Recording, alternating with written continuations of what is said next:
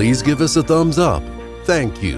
And if you don't want to miss any new recipes in the future, hit subscribe and the bell. Do you have any questions or recipe suggestions? Then please leave a comment below. Thank you.